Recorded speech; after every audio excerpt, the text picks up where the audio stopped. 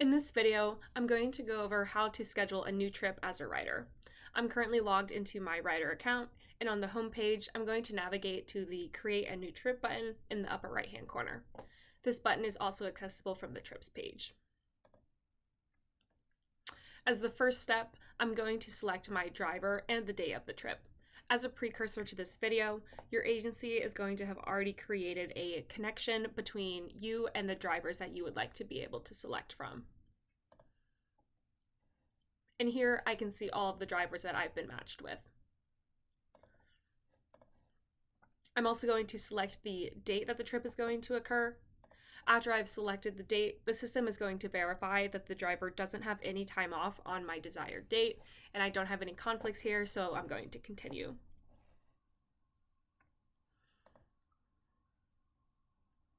As part of scheduling a trip, I'm not going to be selecting the vehicle because that is the driver's responsibility. And here, because I have accommodation requirements linked to my account, the system is going to verify that there is a matching vehicle. Because the vehicle hasn't been set up yet, but I know that this driver is going to be able to accommodate me, I am going to select Proceed.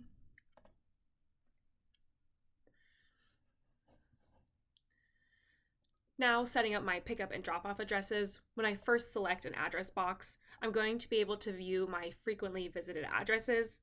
If one of them is the addresses that I would like to pick, I will simply select it. And then if you are not seeing the address that you would like, you can start typing. And eventually you should receive a suggestion of the address that you would like to go to. So I'm going to select that address and then fill out my trip purpose. And you can either select your pickup time or your drop-off by date. I'm going to pick up my pickup time and set that. I can also toggle this is round trip button.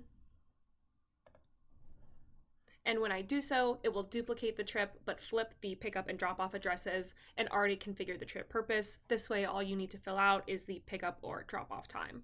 You can also delete this by selecting the red X.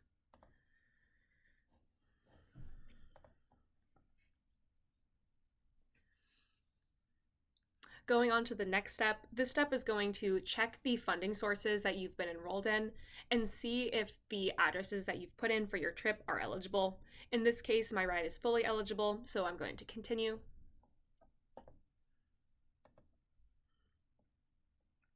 And here I'm taken to the trip confirmation screen.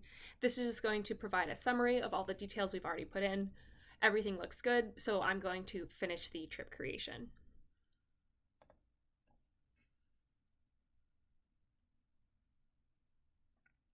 Now the trip has been created, I'm taken to the trip view where I can view a map of the trip, as well as some basic trip details, and change my driver if needed.